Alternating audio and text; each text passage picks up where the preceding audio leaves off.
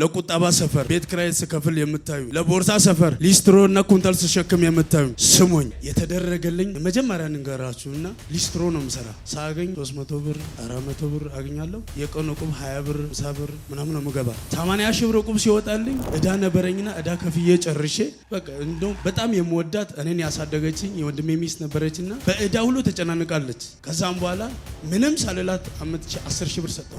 ከዛ በኋላ 240 ሺህ ብር እቁብ ብዬ ማስታወቂያ ከለጠፍኩ በኋላ ሰው ሁሉ ተመዘገበና ግማሽ እቁብ ይዞ የሚጠፋ አየሁትና እሱን አወጣሁት። በስንት ብር? 142 ሺህ ብር 172 ሺህ ብር እቁብ ሰበሰብኩ። የመጀመሪያው ዕጣ የኔ ሆነ። የመጀመሪያ ዕጣ የኔ ሲሆን ከዛ በኋላ መሬት ገዛው። እዚህ ሲመጣ ምንም የለኝም። ሊስትሮን ምሰረብ ያለው ልክ ያ እቁብ ሲወጣልኝ 200 ካሬ መሬት ገዛው በ200 ሺህ ብር። ከዛ በኋላ እንደዚህ የሰራው 360 ካሬ በ400 ሺህ ብር ገዛው።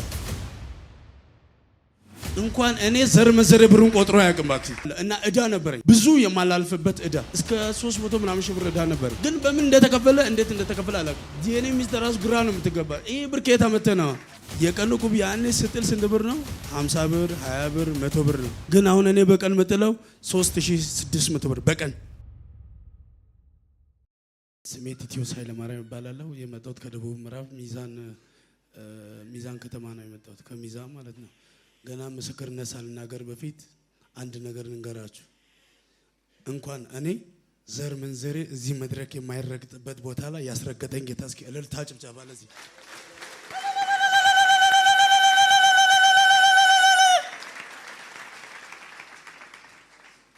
እውነት እግዚአብሔር ይሰራል። አጠገብ ያለውን ጨበጥ አድርግና እግዚአብሔር ይሰራል በለው። ክብር ለእግዚአብሔር ይሁን። የተደረገልኝ የመጀመሪያ ንገራችሁና ሊስትሮ ነው የምሰራ። ሊስትሮ እየሰራሁት ዝም ብዬ ከቤት ስወጣ ሊስትሮ ብቻ ነው ሰርቼ ቤት መገባው። ሳገኝ 300 ብር 400 ብር አገኛለሁ። የቀኑ ቁብ 20 ብር 50 ብር ምናምን ነው መገባ። ክብር ለእግዚአብሔር ይሁን። ባክ ቀኝ ከፍ አድርግና እግዚአብሔር ይችላል በል ባክ። ሃሌሉያ። ከዛ በኋላ ሊስትሮ ነው የምሰራ። ከዛ በኋላ ከማንም ተበዳድሬ አመጣው። እዛ ፊጋ ነበረና መንገዱን ራሱ ረሳው፣ በየት እንደሆነ አላቅም። እንደዚህ አቋርጬ ነው የመጣሁትና አንድ ጓደኛዬ መጣ። ከሱ ጋር ሄድን። ሚዛን ስደርስ 80 ሺህ ብር እቁብ ወጣልኝ። ክብር ለኢየሱስ ይሁን። ክብር ለመንፈስ ቅዱስ ይሁን። 80 ሺህ ብር እቁብ ሲወጣልኝ እዳ ነበረኝና እዳ ከፍዬ ጨርሼ በቃ እንደውም በጣም የምወዳት እኔን ያሳደገችኝ የወንድሜ ሚስት ነበረችና በእዳ ሁሉ ተጨናንቃለች። ከዛም በኋላ ምንም ሳልላት 10 ሺህ ብር ሰጠኋት። ማንም ከዘር መንዘሬ አይሰጣትም። ምክንያቱም ደሃን ነኛ። አንድ በምግብ በሚባለው ተፈትኛለሁ። እናቴ አባቴ ተፋቶ ሲሄዱ 11 ዓመት ሲፋቱ እኔ ሰው ቤት ነው ያደኩት። በምግብ ተቸግሬያለሁ። ከዛም በኋላ እሷ አሳድጋኝ ለሷ ሰጣሁት። ከዛም በኋላ ያለውን እዳ ሁሉ ከፋፍዬ ምን አወጣው? ታፔላ አወጣው። የምን ታፔላ? ሮቦት እቁብ ማህበር ብዬ። ቲቲዮስ አላልኩም፣ ሮቦት እቁብ ማህበር። ገና ሰፋለሁ። ክብር ለእግዚአብሔር ይሁን። ከዛን ማስታወቂያ ለጠፍኩ። የስንት ሺህ ብር? 240 ሺህ ብር ብዬ ለጠፍኩ። ምን አባቱ እግዚአብሔር ሰርቷል።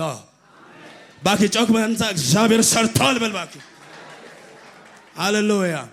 ከዛ በኋላ 240 ሺህ ብር ሙሉ ብዬ ግማሹ 120 ሺህ ብር ብዬ ማስታወቂያ ካለጠፍኩ በኋላ ሰው ሁሉ ተመዘገበ ወደ እኔ አይደለሁም የመጣው የዚህ መንፈስ ስቦት ነው። አጠገባያ ጨበጥ አድርግና ስቦ ያመጣል በለው። ክብር ለመንፈስ ቅዱስ ይሁን። ከዛ በኋላ 240 ሺህ ብር እቁብ ብዬ ማስታወቂያ ከለጠፍኩ በኋላ ሰው ሁሉ ተመዘገበና ግማሽ እቁብ ይዞ የሚጠፋ አየሁትና እሱን አወጣሁት።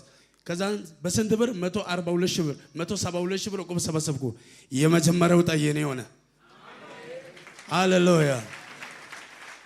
የመጀመሪያ ዕጣ የኔ ሲሆን ከዛ በኋላ መሬት ገዛው። እዚህ ሲመጣ ምንም የለኝም።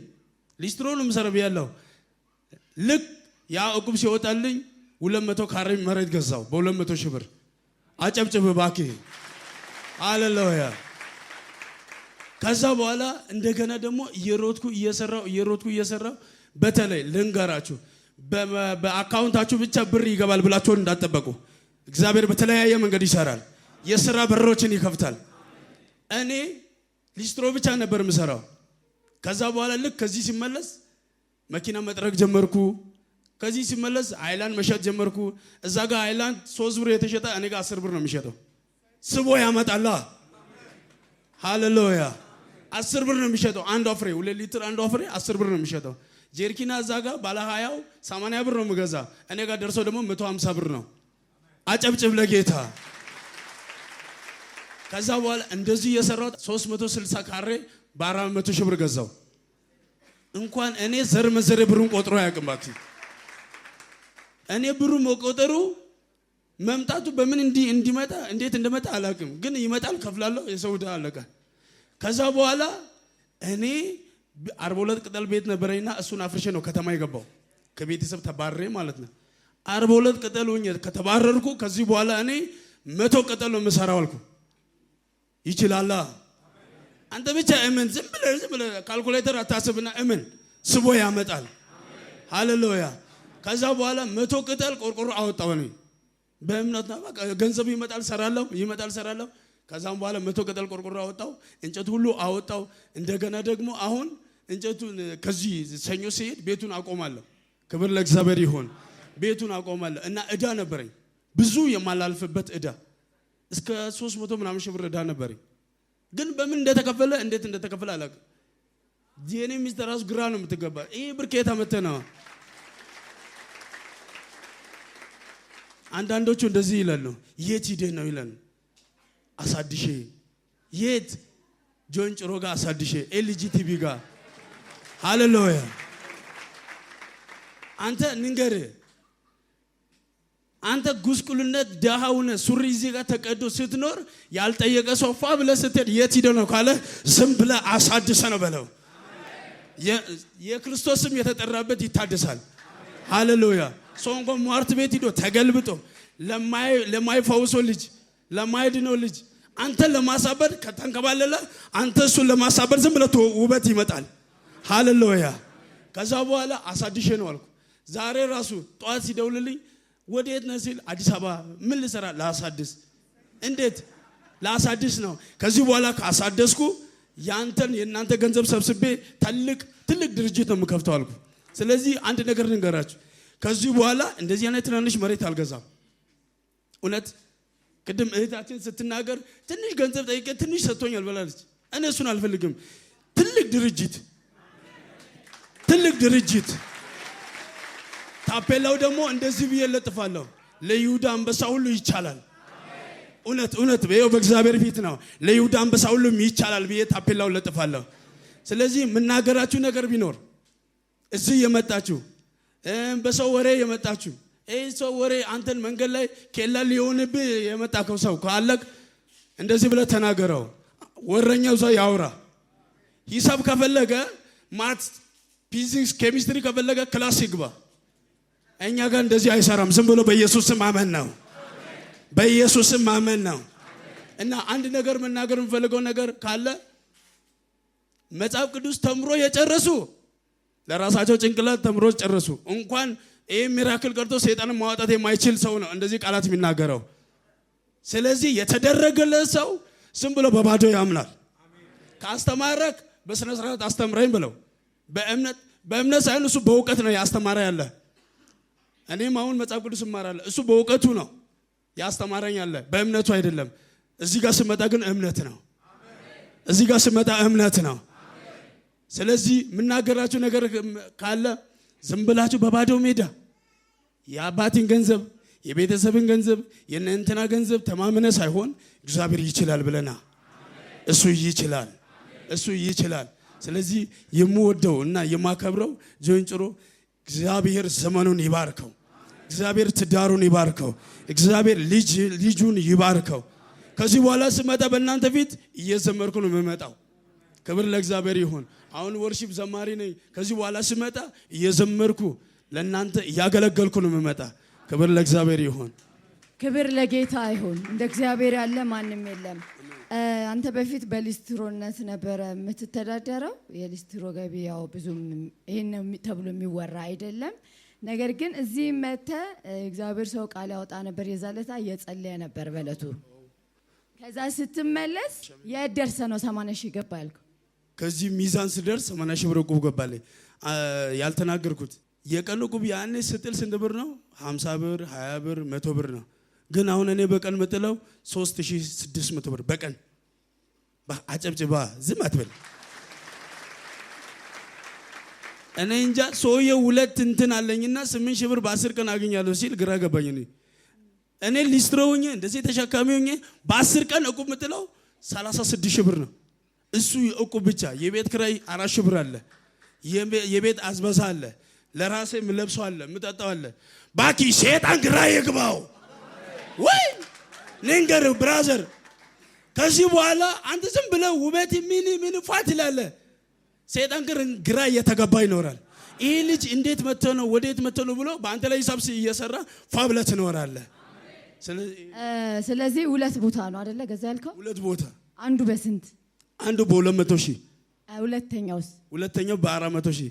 ግን ንገራችሁ ይሄ ገና 8ኛው ወሩ ነው የመጣሁት። የመጀመሪያ ነው ይሄ ሁለተኛ ነው የመጣሁት እና 8ኛው ወር 7ኛው ወር ማለቂያ ላይ ነው የመጣሁት። ሚሊዮን በላይ ሰርቻለሁ። 1 ሚሊዮን በላይ ማለት ነው። ክብር ለእግዚአብሔር ይሁን። እዳ ስንት ነበረብህ? 300 ምናምን ሺህ ብር ነበር መጀመሪያ ላይ እየመጣው መንገድ ላይ ተበላውና 410 ኪሎ ግራም ቡና ምናምን ተበላውና ያ እዳ ሙሉ በ750 ብር የተገዛ 320 ምናምን ሺህ ብር ተበላው። ከዛም በኋላ እዳውን ከፍዬ ጨረስኩ። 80 ሺህ ብር እዳ ነበረኝ ከፍዬ ጨረስኩ። 32 ሺህ ብር እዳ ነበረኝ ከፍዬ ጨረስኩ። ሁሉም እዳ ከፍዬ ጨርሻለሁ። ክብር ለእግዚአብሔር ይሁን። አስቡ 400 ሺህ ብር መሬት፣ 200 ሺህ ብር መሬት፣ 320 900 ምናምን ሺህ ብር ሆነ። ምበላው፣ ምጠጣው፣ ምለብሰው፣ የቤት ኪራይ የምኑ ኧረ እባክህ ሚሊዮን በላይ ሆኗል። አታዝምሩ። 32 ሺህ ብር እዳ ከፈልኩ። ሚስቴን አሁን እኔ ዲፕሎማ ተማሪ ነኝ። ሚስቴን ግን ክሊኒካል ነርስ ያስተማርኩ ነኝ፣ ዲግሪ ማለት ነው። እሷ ስትወጣ እኔ ገባለሁ። ክብር ለእግዚአብሔር ይሁን። እንደዚህ ነው ታምራት የተደረገልኝ። ጌታ ይባረክ። ስለዚህ እግዚአብሔር ማንንም ከታች አንስቶ ከፍታ ላይ ማቆም ይችልበታል። ለሚዛን ከተማ በዚህ ቲቪ ለምታዩ፣ ለቁጠባ ሰፈር ቤት ክራይ ስከፍል የምታዩ፣ ለቦርሳ ሰፈር ሊስትሮ እና ኩንታል ስሸክም የምታዩ ስሙኝ፣ ይሄን ቲቪ ተከታተሉ። ይሄን ቲቪ ተከታተሉ። የእናንተ ፖለቲካ እዛው ጭረሱ፣ መንግስት ቤት ጭረሱ። የእናንተ ትምህርት፣ የእናንተ እውቀት ትምህርት ቤት ጭረሱ። ክርስቶስ ጋር እዚህ ጋር ስትመጡ በእምነት ኑ። እግዚአብሔር ታምራትን ያደርጋል። ዝም ብላችሁ በእግዚአብሔር ሰው ላይ አፋችሁን አትክፈቱ። የእናንተ አፍ አንድ ቀን ዱዳ እንዳይሆን። እኔ እዚህ ውስጥ የለበትም። ስለዚህ እግዚአብሔር ሰው ጋር ኑ፣ ተለወጡ። ኧረ እባክህ ከምትንከራተት መተህ ብትለወጥ ይሻላል። ጫት ቤት ከምትቀመጥ፣ ቡና ቤት ከምትቀመጥ፣ ሱስ ቤት ከምትቀመጥ ዝም ብለህ መተህ እዚህ መተህ ምንም እንኳን ባታድርግ ወተህ ብትሄድ ይሳካልሃል። እውነት ይሳካላችኋል። ስለዚህ የእግዚአብሔር ሰው እግዚአብሔር ይባርክ። ይሄ ነው ማለት